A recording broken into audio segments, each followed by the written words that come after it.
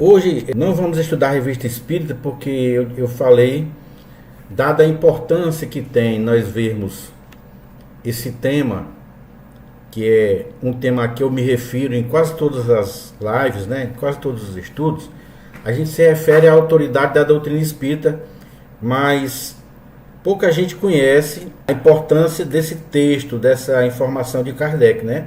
E era uma coisa que Kardec muito desejava, né? E deseja como espírito, que nós possamos dar uma maior atenção, uma atenção especial a esse assunto, para a gente não estar festejando qualquer informação que venha dos espíritos por um médium qualquer, mesmo que seja um médium importante do conhecimento da gente, mas que essa informação, se ela não tiver o respaldo na doutrina, isso vai ser uma coisa falsa, né?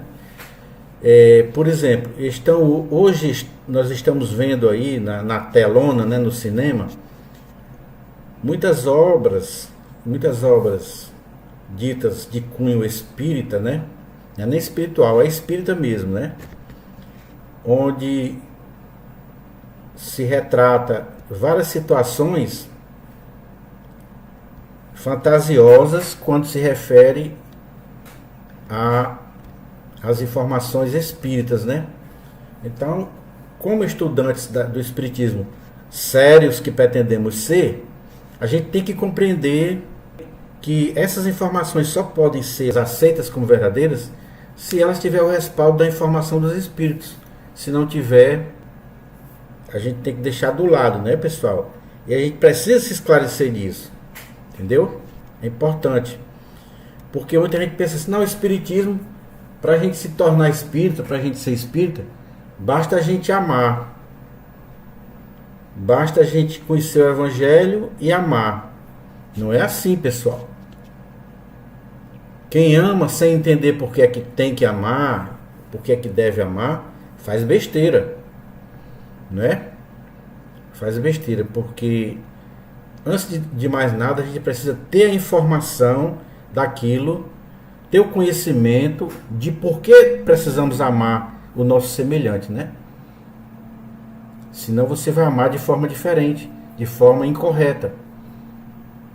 Fazer tudo que uma pessoa quer, isso não é amar de forma correta, né? Então, é só um exemplo que eu estou dando aqui. Então vamos lá. Nós vamos ver o item 2 da introdução do Evangelho segundo o Espiritismo. Pessoal, não temos pressa, porque esse texto ele é um pouco, não é longo não, mas ele também não é tão curtinho. Mas digamos que a gente faça ele em 2 reuniões, sem problema. É importante é que a gente troque ideias aqui, né? E vamos dissecar essa informação aqui de Kardec. Importante, pessoal, importantíssimo.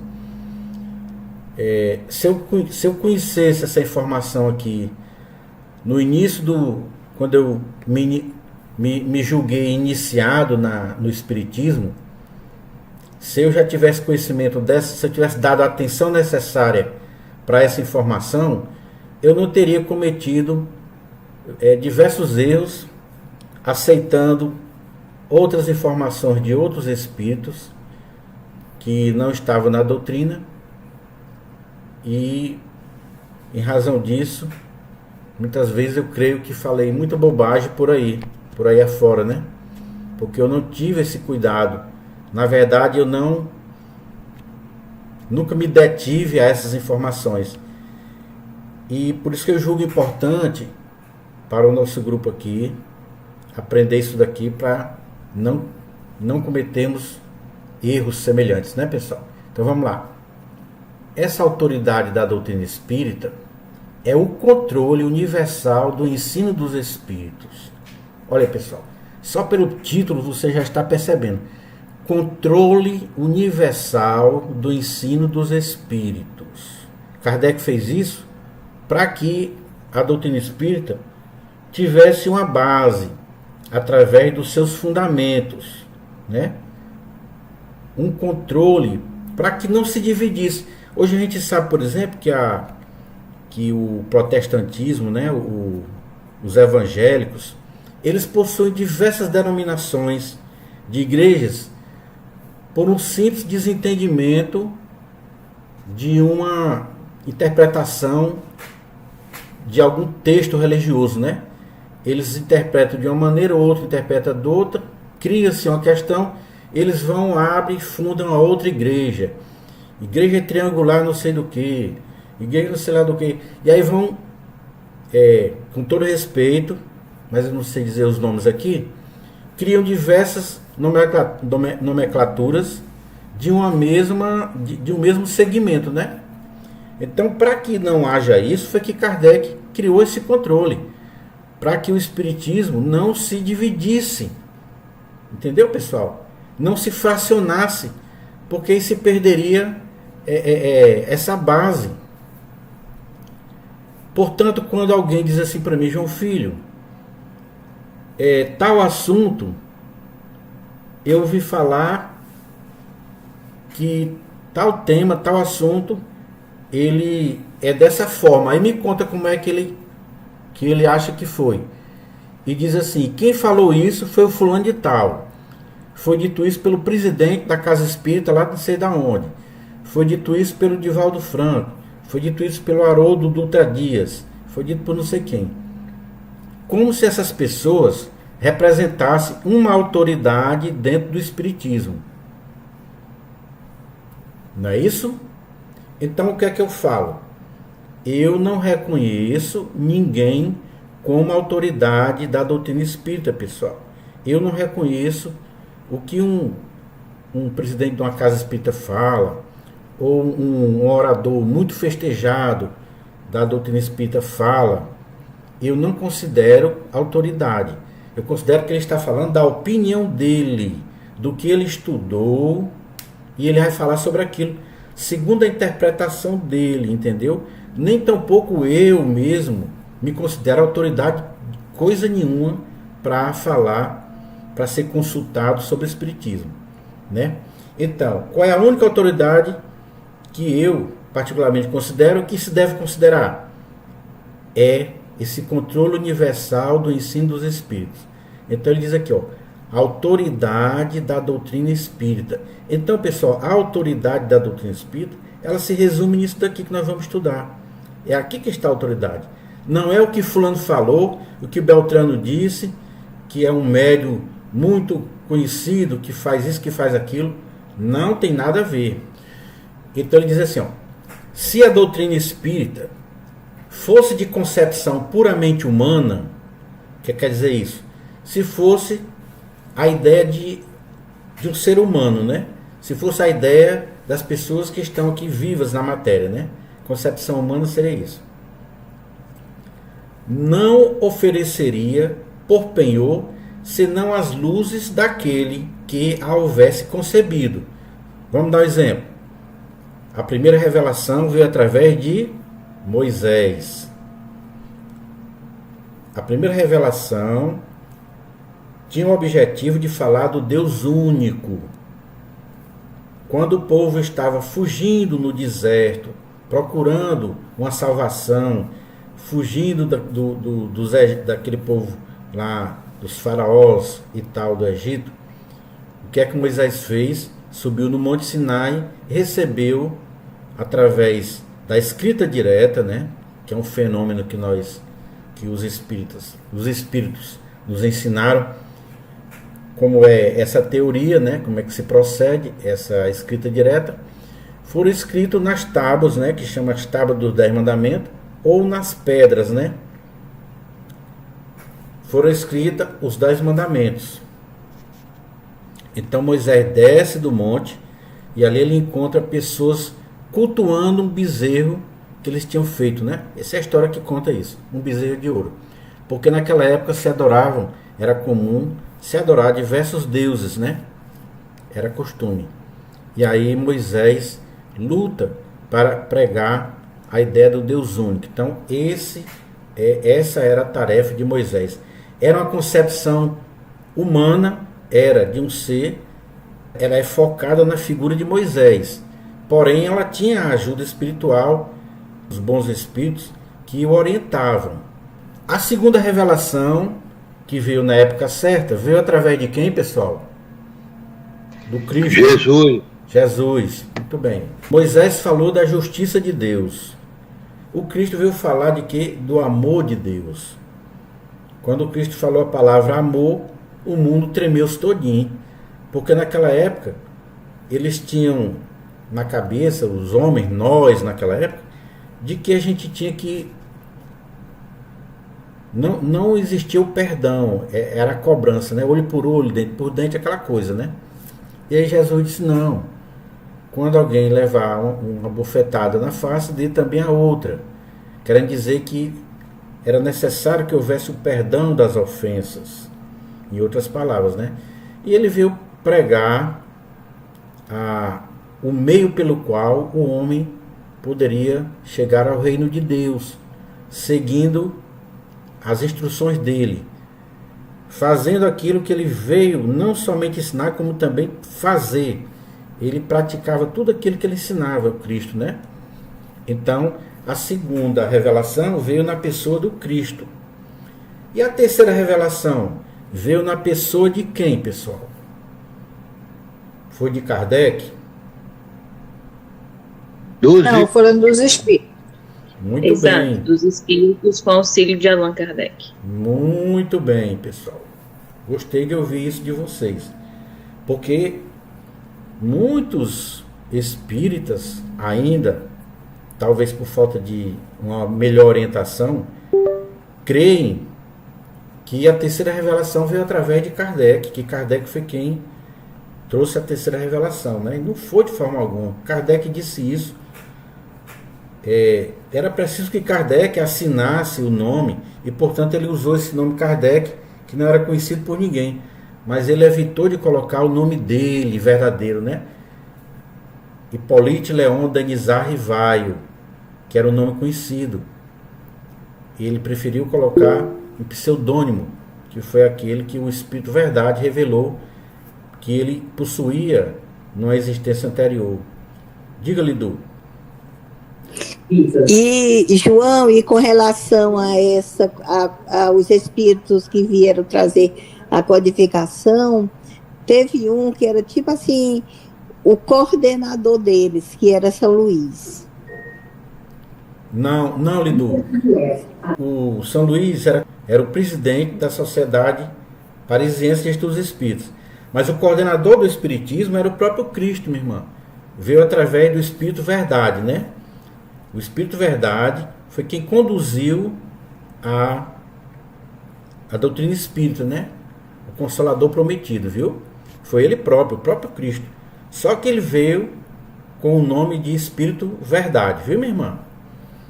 Certo, mas é porque em vários livros que eu já li, como você disse que a gente não deve acreditar em tudo, eu quis tirar essa dúvida contigo, porque eu já ouvi em vários lugares dizer que depois que foi codificado, São Luís ficou assim, tipo responsável por aquelas mensagens, aquelas coisas. Pois é, deve ter alguma outra informação esclarecendo melhor isso que você está dizendo aí, viu? Mas o São Luís, tanto quanto Santo Agostinho e outros espíritos mais, Lamennais, que são aqueles que trouxeram a sua colaboração na codificação, eles eram apenas colaboradores ativos, né?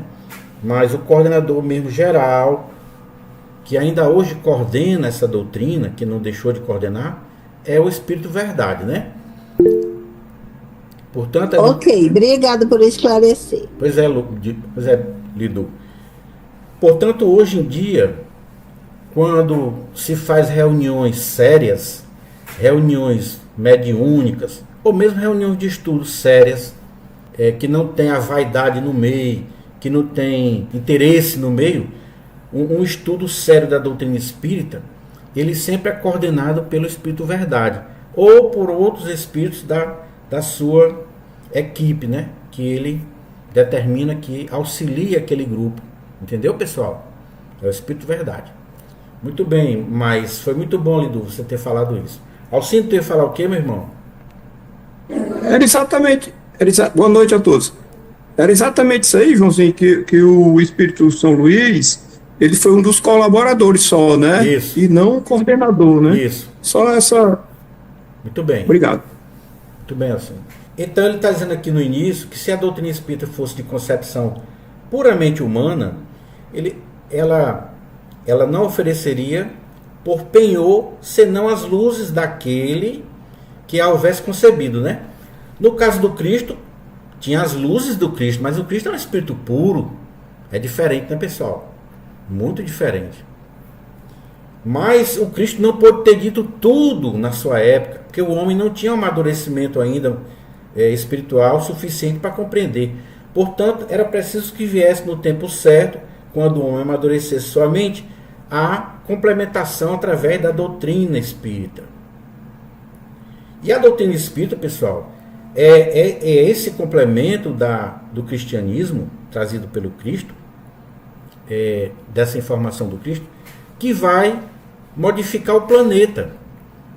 Então, ela vai modificar o planeta não só de mundo de provas e expiações para mundo de regeneração, como também depois de mundo de regeneração para mundo feliz. Tudo é a doutrina espírita, pessoal, quem vai fazer isso.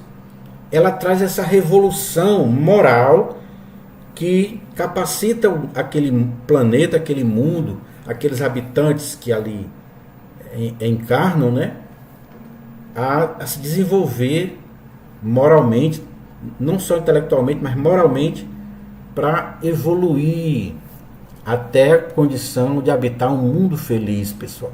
Entendeu? Então tudo isso é com a doutrina espírita. À medida que o homem compreender a doutrina espírita, a gente sabe pelo próprio estudo nosso que cada vez que a gente estuda, mais a gente aprende na doutrina espírita. Embora você já tenha visto aquilo 2, 3, 4, 5 vezes, 10 vezes, mas você aprende coisas novas. Ela nos traz mais informações morais, intelectuais daquele assunto que a gente tanto viu, tanto bateu e não compreendeu ainda. Aí imagina quando a gente tiver mais avançado numa característica de mundo, no lugar de ser de prova e expiação, um mundo já de regeneração, mais ainda nós vamos tirar dessa doutrina ensinamentos que vão nos enriquecer cada vez mais, porque a nossa mente já vai estar mais madura ainda, pessoal, entendeu? Então é dessa forma que se dá esse progresso. Não existe nenhuma doutrina, nenhuma revelação que venha superar o espiritismo, não tem necessidade disso. Não há essa necessidade. O Cristo trouxe a chave para a gente sair de um planeta de sofrimento como esse, que foi ensinando a prática do amor, a prática da caridade. Só que muitos não compreenderam como o Cristo ensinou aquilo, da maneira que... E o perdão. Isso, o perdão. Muita gente não aceitou ou não compreendeu. E hoje, através da doutrina espírita, o Cristo esclarece com detalhes, e aí nós estamos compreendendo. E vamos compreender cada vez mais. E é essa a chave pela qual a gente vai evoluir, pessoal. E poder ir para um mundo feliz. Ou então voltar a reencarnar na própria Terra quando ela se tornar um planeta melhor, né? Então vamos para frente. Agora vamos falar do espiritismo, que não foi trazido por um homem, né? Ele não teve a concepção puramente humana. Então ele vai dizer aqui: ora, ninguém neste mundo poderia alimentar fundadamente a pretensão, né? Você pretender de possuir com exclusividade a verdade absoluta. Então, pessoal, ninguém neste mundo pode ter essa pretensão de possuir a verdade absoluta. Só o Cristo possuía isso. Mas fora ele, não, ninguém. Aí vem agora: se os espíritos que a revelaram se houvesse manifestado a um só homem, nada lhe garantiria a origem.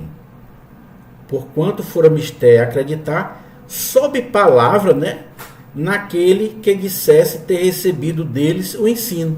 Por isso, pessoal, está aí o motivo, a razão pela qual nós não podemos acreditar na informação de um só Espírito, Alcindo, que traz as revelações através de um só médium. Não pode. O Kardec acabou de dizer aqui, ó. Se os Espíritos que revelaram a doutrina houvessem se manifestado através de um só homem, ou seja, de um só médium, mesmo que fossem diversos Espíritos, aquela multidão de Espíritos, mas vieram através de um só médium. Entendeu? Nós teríamos que acreditar que aquele homem jamais erraria sob palavra, né? E não existe isso. Não tem como. Não há a menor possibilidade. Entendeu? Você acreditar num homem que dissesse, não, eu recebi o ensino dos Espíritos. Somente eu poderia ter recebido. Portanto, vocês têm que acreditar em mim. Eu juro por Deus, eu juro por Deus, sob palavra é isso, entendeu? Assim, você dizer que jura por Deus, que foi ele que foi o escolhido, né, para trazer esse ensino. Diga, meu irmão Gilderlan. É por isso que o certo mais no centro espírita é ler as obras de Kardec. Foi perguntado a vários espíritos. Se pergunta um médium desse, um único médium, ele esteja doido, ou esteja fascinado, esse espírito esteja mentindo. Então, Kardec fez uma investigação com vários médios. A gente tem que tomar muito cuidado, acreditar e desacreditando. Pode até acreditar, mas ficar só com você, ter o cuidado de não repassar para ninguém essas informações de um só espírito. E Gilderlan, aí é que está o grande perigo, o grande escolho, a pedra de toque que Kardec diz, que todo médium tem, chama-se orgulho. Aquele médium que é muito grandemente festejado por muitas pessoas, aquele médium que se julga o médium principal de uma casa espírita, ele está correndo um risco seríssimo daquela frase que as pessoas dizem, né, popularmente, dar com os burros na água, né? Ele está no rumo de dar com os burros na água. Basta ele, de repente, se orgulhar daquilo que não pertence a ele, né? Achando que é melhor do que os outros. Então, essa história de elogiar médium, o Kardec diz que por mais de uma vez se arrependeu por ter feito elogio a um médium. Então, isso é um perigo. Admitida de sua parte sinceridade perfeita desse homem, né? Que recebeu, digamos, esse homem que recebeu a doutrina todinha através dele, ele só, né? Esse médium, digamos, né? Então, admitida de sua parte sinceridade perfeita, quando muito poderia ele convencer as pessoas de suas relações, né? Então, ele poderia convencer as pessoas amigas dele, né? Da família e outros que conhecessem ele. No muito, né? Aí conseguiria sectários, né? Ele conseguiria algumas pessoas que iriam apoiá-lo, mas nunca chegaria a congregar todo o mundo, né? Então, por isso que Kardec teve todo o cuidado de dizer que a doutrina não era dele. Kardec teve todo o cuidado de dizer que a doutrina é dos espíritos, não é minha, é dos espíritos. Então Kardec, no máximo, ele foi um codificador, se bem que a gente deve dar os méritos que ele merece ter, Kardec, né? Porque, inclusive, ele desencarnou antes do tempo, segundo os espíritos, por ter ficado noites e noites dormindo tarde demais, fazendo os seus apontamentos, analisando as questões, né? E isso lhe trouxe o cansaço do corpo físico, né? Então, prosseguindo aqui. Quis Deus que a nova revelação chegasse aos homens por mais rápido caminho e mais autêntico. Então, pessoal, até para que chegasse mais rápido a doutrina espírita, tinha que ser dessa forma. Ele carregou multidões de espíritos que viessem através de diversos médios no mundo todo trazer essa informação. Então, ele incumbiu, pois, os espíritos de levá-la de um polo a outro. Olha só, pessoal, o que é uma revelação? ela veio de um polo a outro do mundo, né? Manifestando-se por toda a parte, sem conferir a ninguém o privilégio exclusivo de lhes ouvir a palavra. Então, os Espíritos não conferiram a ninguém esse privilégio. Não, fulano tem um privilégio de ouvir a palavra dos Espíritos. Não, quem tem é aquele outro lá. Ninguém pode se arvorar de ter esse privilégio. Ela veio através de todos os médiuns que na época tiveram suas mediunidades desenvolvidas. Entendeu? Um homem pode ser ludibriado. Um homem pode enganar-se a si mesmo. Já não será assim quando milhões de criaturas veem e ouvem a mesma coisa. Entendeu, pessoal? Olha o esquema aí. Olha a lógica do Cristo e de Deus. Né? Não é isso? O homem ele pode se ludibriar, mas não pode se ludibriar quando vem de uma multidão ao mesmo tempo de pessoas, não é isso? Que ouvem e veem a mesma coisa. Constitui isso uma garantia para cada um e para todos. Então, pessoal, isso é uma garantia. A garantia de que a doutrina, de que a teoria espírita, que foi informada pelos espíritos, está certa. Onde é que está essa garantia? Está nisso daqui. Que ela veio de todos os lados do mundo, concordantes uma com a outra.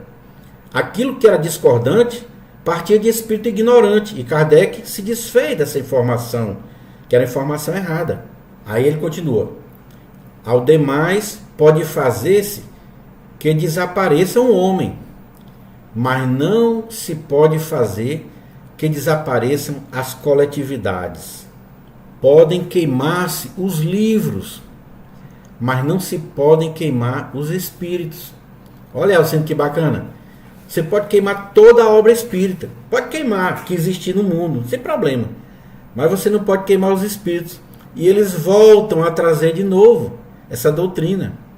Entendeu? Não tem como. Não tem como acabar com a doutrina. Ora, queimassem-se todos os livros, e a fonte da doutrina não deixaria de conservar-se inexaurível, pela razão mesma de não estar na Terra. Olha só, pessoal. Por qual razão ela fica inexaurível, inatingível? Porque ela não está na Terra. E de surgir em todos os lugares. E de poderem todos descedentar-se, né? Compartilharem nela. Faltem os homens para difundi-la. Haverá sempre os espíritos, cuja atuação a todos atinge e aos quais ninguém pode atingir, né? Os espíritos. A atuação dos espíritos atinge a todos os homens, e homem nenhum pode atingir os espíritos. Não é isso? Até aquele espírito que se apresenta fisicamente para nós, como a gente já estudou, que é o caso dos agêneres, né? Os agêneres, eles se apresentam de forma física, às vezes até tangível, você pode até tocar nele. Mas se você tentar desferir um soco, uma pancada, atingi-lo de alguma forma, simplesmente você vai atingir o ar, porque você não consegue atingi-los. São, pois, os próprios espíritos que fazem a propagação, com o auxílio dos inúmeros médiuns, que também eles, os espíritos, vão suscitando de todos os lados. Olha aí, pessoal, como foi que surgiu tantos médiuns? Está aí a explicação. A explicação é essa. João Filho, como é que de repente surgiu um médium por todo canto, na época que a doutrina espírita veio, se antes não existia? Claro, Kardec está acabando de dizer aqui. É porque foram os próprios espíritos encarregados da propagação da doutrina que, suscitando de todos os lados, desenvolveram médiuns de todos os lados, né? A mediunidade nessas pessoas foram desenvolvidas pelos espíritos. com o auxílio dos espíritos. Se tivesse havido unicamente um intérprete, só um médium, né, pessoal? Ele está dizendo que se tivesse havido unicamente um médium, por mais favorecido que ele fosse, o espiritismo mal seria conhecido. Pessoal, o espiritismo mal seria conhecido. Se tivesse vindo através de um só médium, não seria conhecido. Por que é que vocês acham que o cristianismo se tornou uma crença muito conhecida? Depois de muitos anos. No início foi pouco difundido. Dizem que se não fosse Paulo de Tarso, com aquela tarefa hercúlea que ele teve, de difundir a doutrina espírita, aliás, de difundir o cristianismo, diz que o cristianismo não teria vingado, né? Então o Cristo veio com a equipe correta, né? Bem escolhida. O Paulo de Tarso foi um, entendeu? Mas demorou muito para se divulgar. E o espiritismo, ele precisou, para ele se difundir mais rápido, dessa multidão de espíritos. Diga, Abidão. Não, se o espiritismo fosse adquirido só por um intérprete, não tinha como sustentar, né? Porque não tinha base, não tinha fundamento, foi só um.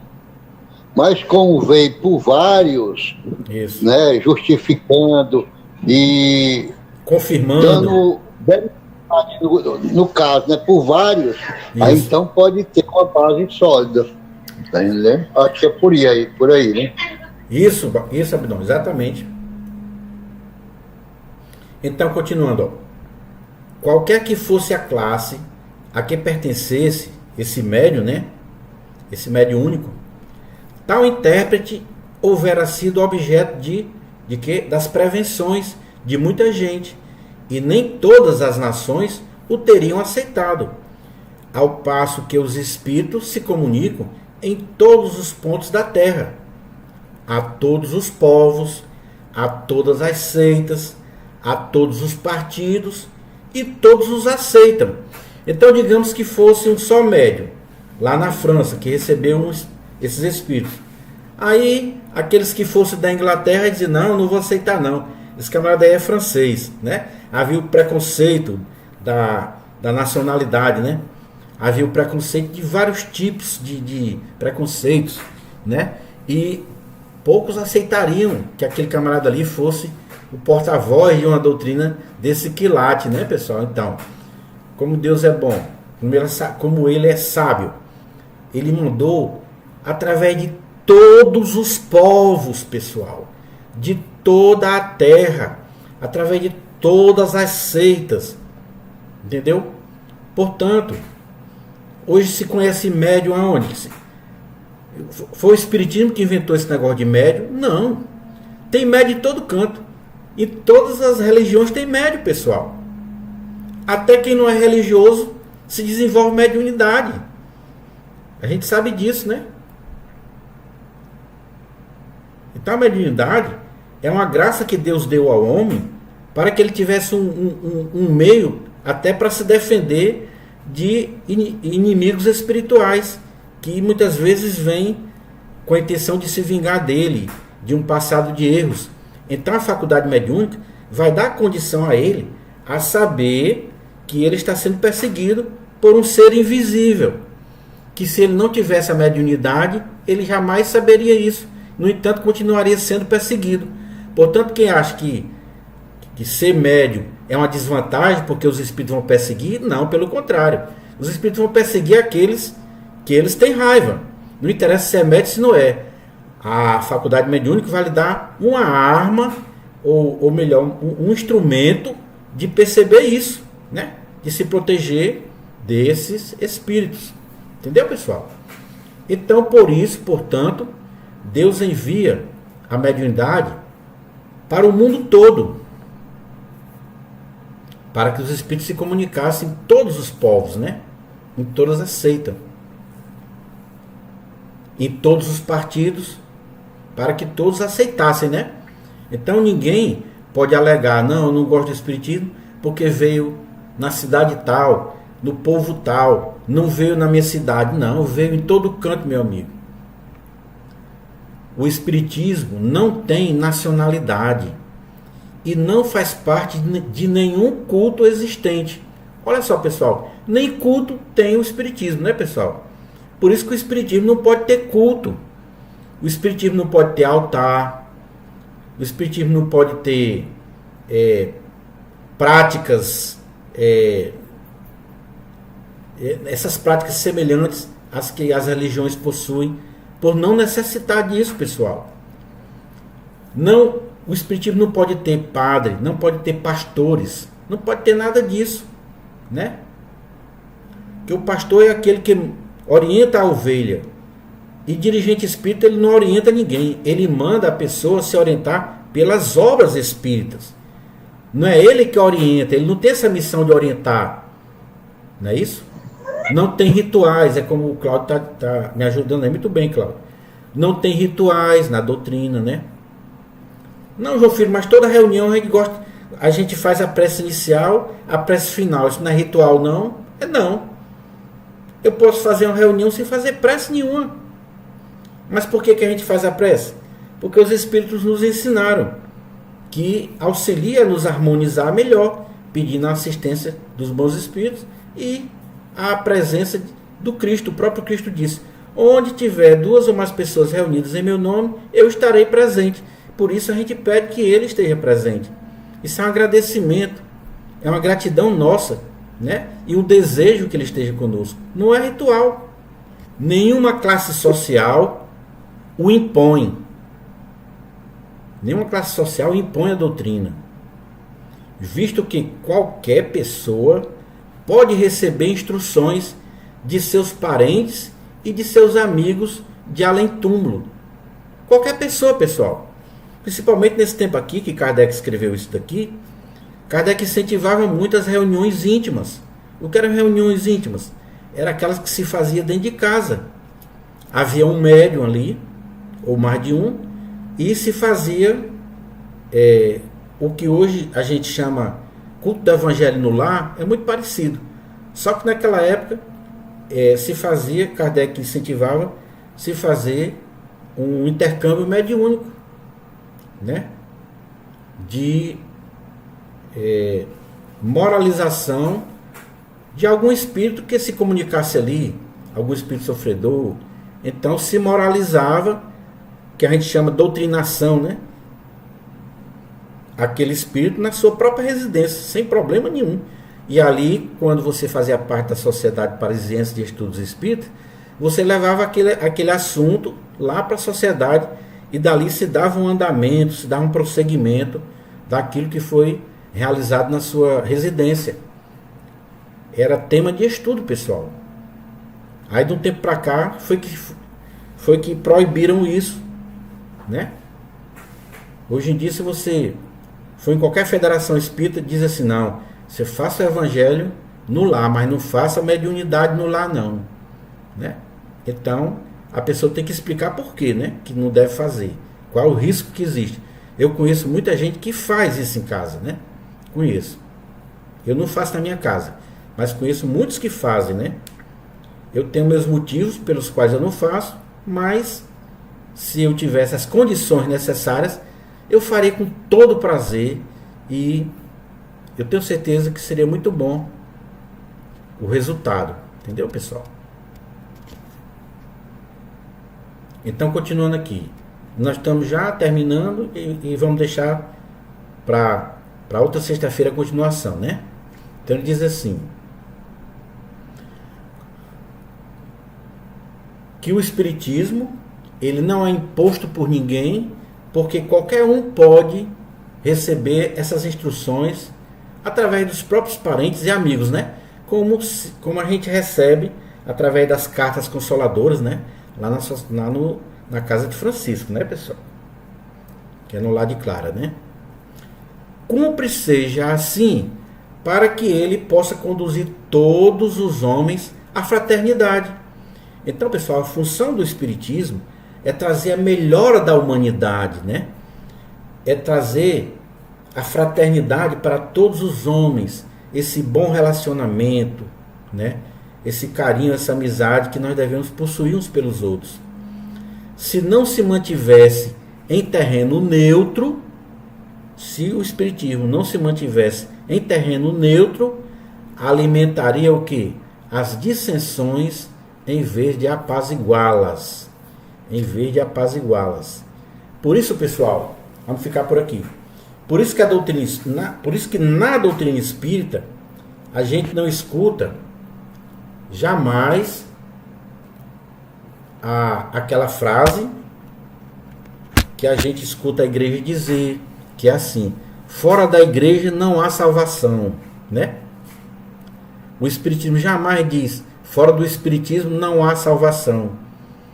Por quê? Porque o espiritismo se mantém neutro, não é isso? Ele não alimenta esse tipo de pretensão de ser o único salvador, porque a gente sabe que ninguém salva ninguém. O próprio homem é que se salva através da sua melhora íntima, da sua reforma. E que toda religião que conduz o homem para essa melhora, ela é uma religião boa. Ela é uma religião que ajuda aquele homem. Portanto, ninguém pode pretender possuir essa exclusividade pessoal. Entendeu? Outra coisa. Por que o Evangelho segundo o Espiritismo ele não trata de forma alguma, você não vê no nosso Evangelho segundo o Espiritismo, nosso que eu digo, naquele que foi codificado por Kardec, né? Que os Espíritos trouxeram. Ele não traz as passagens da vida do Cristo. Ele não traz nenhum momento em que o Cristo estava em tal lugar, fez tal coisa, né? E ali ele agiu de tal forma, entendeu? Então ele não entra nesses detalhes. Por quê? Isso seria motivo de dissidência, porque outra religião vai dizer: não, os espíritos erraram quando disseram que o Cristo fez isso, porque ele fez de outra forma, fez dessa outra maneira.